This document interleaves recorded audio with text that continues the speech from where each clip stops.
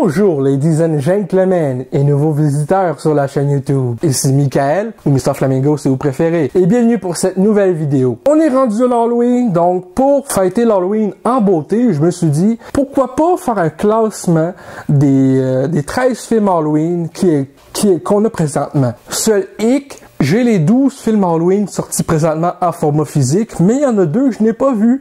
Donc, Halloween 3, Season of the Witch et Halloween 5 ne seront pas dans mon top. Mais pour ce qui est des autres films, je les ai tous vus. Donc, je vais les classer du pire au meilleur. Let's go! J'ai longtemps hésité pour le pire pour moi entre Halloween 2 de 2009 et le Halloween Ends.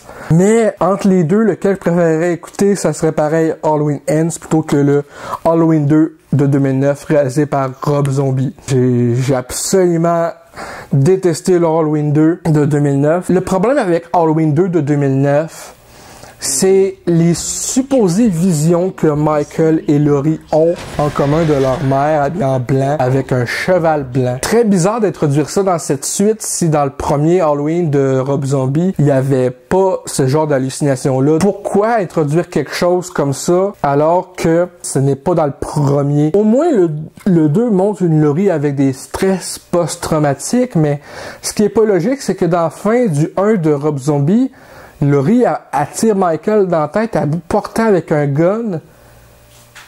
Puis, tout d'un coup, là, il est encore vivant après s'être fait tirer d'en face. Aucune trace de blessure ou autre. Et Halloween Ends est une énorme déception. Pas juste une déception en général, mais comme j'ai dit dans ma critique, c'était tellement un letdown de ce que le film était supposé être l'ultime confrontation entre Laurie et Michael de la timeline originale des années 70, donc de Halloween 78. Tu utilises de quoi? Et au final, c'est pas du tout ce que tu nous as teasé. T'as un arc narratif qui aurait pu être bien amené avec le personnage de Corey Cunningham, qui finalement est abandonné en cours de route. Ça teasait des affaires comme il aurait pu être le prochain Michael Myers pour une suite à la franchise, peu importe. Et l'arc narratif de sa descente aux enfers est tellement abandonné, genre, d'un truc à l'autre, d'un moment de même, genre, paf, qu'au final, son arc narratif perd en importance. Et le fait que tu en team-up avec Michael Myers, c'est comme, ça me fait sortir bien raide parce que depuis quand Michael Myers se team-up avec du monde dans la franchise Halloween, d'habitude, c'est un contre tout le monde, genre lui contre n'importe qui, mais là, d'un coup, c'est comme Michael et Corey versus le monde. Numéro suivant, Halloween 4. Les prestations des acteurs sont excellentes dans ce film. Le problème que j'ai, c'est pas les acteurs, c'est de un, le masque de Michael Myers.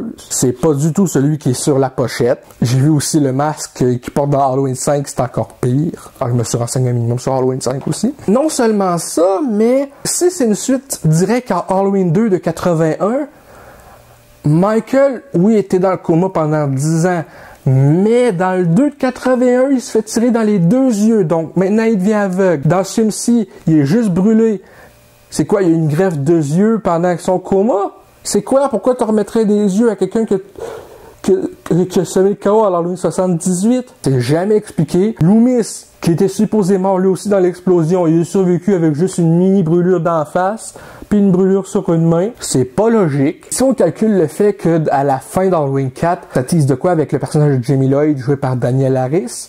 Eh ben, comme c'est abandonné dans Halloween 5, le film perd encore plus de son importance. Ensuite de ça, Halloween, la résurrection. Je préférais écouter ce film-là n'importe quand plutôt que le Halloween 2 de Rob Zombie ou même Halloween Ends. Au moins, c'était divertissant.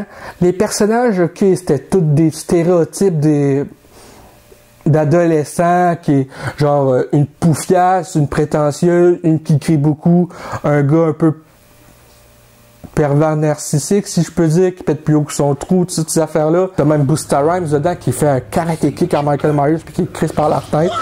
Ça, c'est tellement con que ça en est drôle. Mais mis à part ça, au moins l'histoire, ils ont essayé de quelque chose qui, pour la plupart, tenait la route. Là, ce truc que j'ai pas aimé vraiment de ce film-là, c'est le début avec Laurie Strode, parce que ça enlève totalement l'impact de sa supposée fin avec Halloween 20 ans plus tard, qui est le film sorti juste avant Résurrection.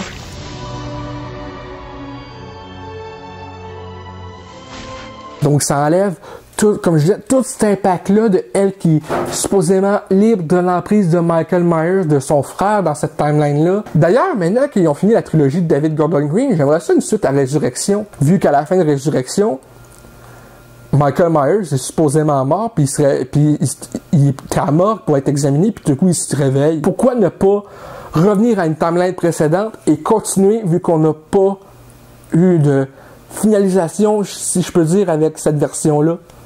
Ça serait le fun. Puis faites revenir Josh Hartnett. Maintenant, on a Halloween, The Curse of Michael Myers, dans un combo de 3 films incluant H2O et Résurrection en Blu-ray. Honnêtement, bon, ça c'est la version cinéma, parce que je sais que la version producteur aussi qui est un petit peu différente. La version cinéma, c'était correct. C'est Paul Rudd en Tommy Doyle. J'étais surpris de voir Paul Rudd dans un film d'horreur à ses débuts. Surtout qu'après ça, il était connu pour principalement des comédies jusqu'à temps qu'il joigne l'univers Marvel dans le temps que Ant-Man. Sincèrement, je me suis attendu à pire que ça. Bon, ils ont fait le personnage de Jamie Lloyd très mal, puisqu'ils ont non seulement recasté l'actrice pour ce film, en plus de ça, ils se sont débarrassés du personnage comme d'une vulgaire vidange. Mais reste que j'ai vraiment apprécié l'histoire qu'ils ont tenté de faire. Bon, le culte, un petit peu moins, vu que c'est supposé que c'est Michael qui a carrément mis enceinte sa nièce pour avoir un bébé dans ce film-ci à cause du culte. Maintenant, on est rendu à Halloween Kills. Honnêtement, le film est bon, mais un petit peu décevant si on calcule que ils ont fait l'erreur d'annoncer ce Halloween-ci en même temps que Halloween Ends. Et quand on sait que l'idée de base c'était de faire de Halloween 2018, Halloween Kills et Halloween Ends, une trilogie qui se passe la même nuit, ça aurait présagé du lourd, surtout avec la version prolongée qui est dans Halloween Kills. Mais là, le fait qu'il ait annoncé les deux suites en même temps, je me disais, c'est sûr que je vais être un minimum déçu, parce que si tu annonces une suite direct après, c'est clair que ça veut dire que Michael Myers, il meurt pas. Tu laisses le chemin ouvert pour une suite. Et t'annonces une suite, justement, ça perd de son ampleur. N'empêche que pour un film qui se passe en même temps qu'Halloween 2018, le début était super bon. Il y a des bouts qui sont un petit peu redondants, genre « Le mal crève ce soir. Le mal crève ce soir. » J'aime l'idée de comment Michael s'échappe de la maison en feu de Halloween 2018. C'est bien expliqué. Il y a moins d'humour quétaine que dans Halloween 2018, genre « Oh, I've got peanut butter on my penis. » Ensuite, on passe à Halloween 2007, le Halloween de Rob Zombie, le premier. J'aime l'idée qu'ils apportent plus de profondeur au personnage de Michael Myers, que ça soit un reboot, mais qu'en même temps qu'il y ait beaucoup d'éléments de l'original qui soient gardés. C'est vraiment intéressant de voir un peu la psychologie derrière le personnage de Michael Myers, son enfance, comment il est devenu ce qu'il est. Même si j'avoue que ce n'est pas nécessaire, hein, pour le personnage de Michael Myers, qu'il soit qu'il soit juste le mal à l'état pur, c'est suffisant pour nous autres. Mais dans un reboot, il faut faire de quoi de différent, et c'est ce qu'ils ont fait avec ce Halloween-là. Et le jeu d'acteur de Dag Furch, j'espère que je le prononce correctement, lui qui fait le jeune Michael Myers dans le film, au début, je l'avais découvert dans Hancock en 2008 avec Will Smith. Ça, c'est pas pareil pantoute son jeu d'acteur. Dans Halloween 2007, il fait peur, là. Tu vois un véritable enfant psychopathe dans ce film-ci. Wow! Tout simplement, la performance qu'il a donnée, je trouve, était écœurante. Tu crois à ce que vit Michael Myers en étant enfant dans ce film-ci, tu vois sa descente un petit peu de un enfant qui laisse présager être correct malgré le fait qu'il vit dans un environnement assez toxique à la maison, comme à l'école avec l'intimidation, et ensuite qui décide finalement de se débarrasser du monde qui le font chier. À partir du moment où c'est 15 ans plus tard, là le film descend un petit peu en qualité, mais ça reste que j'ai trouvé le divertissement très bon. On passe à Halloween 2 de 1981. Ça se passe la même nuit que celui de 78. C'est correct, mais je veux dire, j'ai pas autant aimé parce que le premier, tu sais, il suit pas sur gore, il suit sur l'atmosphère épeurante. Celui-là, c'est le premier Halloween, la première suite Halloween qui se reliait sur le gore. Et pour un film qui se voulait être une suite qui se passe la même nuit, on trouvait qu'il y avait un changement de ton assez drastique entre justement lui 78 et le 2 de 81, tellement drastique que ça en a perdu de son ampleur, puis le fait que ça introduit le fait que Laurie soit la sœur de Michael dans cette timeline là, pour moi ça rend le film très décevant. Troisième position, c'est Halloween 2018. J'aime vraiment beaucoup Halloween 2018. Pour moi, c'est un très bon divertissement. C'est pas juste un bon divertissement, mais ça amène quelque chose de nouveau à la franchise, d'être non seulement une suite directe, puis d'amener une nouvelle timeline, mais aussi de, au moins, tu sais, il enlève le rapport frère-sœur entre Laurie et Michael, ce qui rajoute un truc de creepy, mais une des raisons pourquoi c'est pas mon préféré avec le numéro 1, c'est parce que il y a comme quelques choix qui étaient comme désagréables par rapport à certaines lignes humoristiques, et aussi le docteur Sartain, qui est le nouveau comme docteur de Michael, qui fait des choix qui font avancer le film, oui, mais qui auraient pu être des choix faits autrement pour avoir la même conclusion. En deuxième position, là, on est rendu à mon deuxième préféré de la franchise, qui est Halloween 20 ans plus tard. Le deuxième meilleur de la franchise, simplement parce que c'est un Halloween qui montre une autre version de quelqu'un avec des stress post-traumatiques. Dans cette version-ci, Laurie Strode, oui, elle est encore la sœur de Michael Myers dans cette timeline-là, malheureusement. Mais j'aime l'idée qu'elle a essayé de reprendre malgré tout sa vie en main, malgré tous ses traumas, que ça se passe 20 ans après cela, 78, et aussi le Halloween 2. Mais que, justement, elle essaie vraiment de reprendre sa vie en main, même si elle est allée jusqu'à devoir changer de nom. On voit qu'elle vit des trucs vraiment avec ses cauchemars, tout ça. Et le film avait une très bonne conclusion pour la franchise, jusqu'à temps que Halloween Resurrection vienne ruiner tout ça. Mais t'avais tellement de bons acteurs aussi dans ce film-là, genre Josh Hartnett,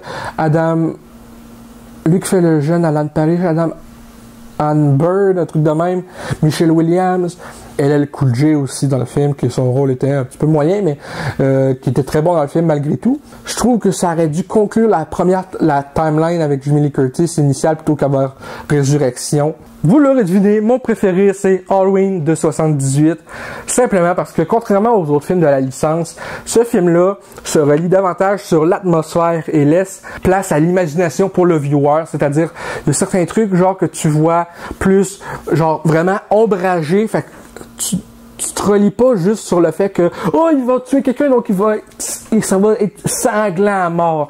Non, là c'est pas ça. T'as l'éclairage qui est creepy, t'as le jeu d'acteur qui est quand même assez bon pour un film avec un budget très faible de 325 000 $. Mais le plus important justement c'est que genre les plans qu'ils ont choisis pour certaines scènes plutôt, c'est vraiment dans l'image et la musique, surtout la musique de John Carpenter.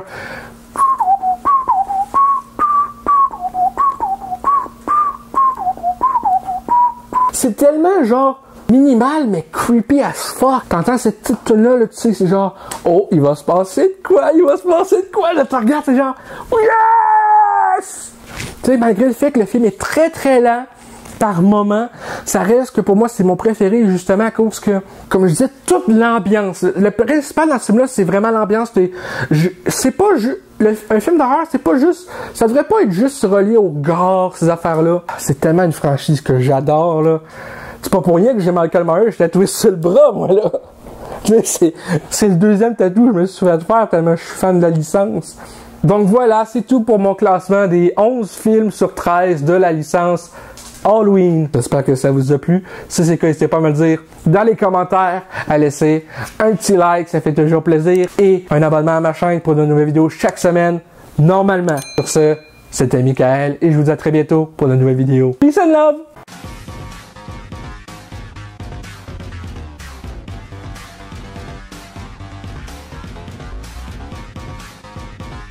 Hey le grand, c'est quoi que t'attends pour t'abonner, sacrément?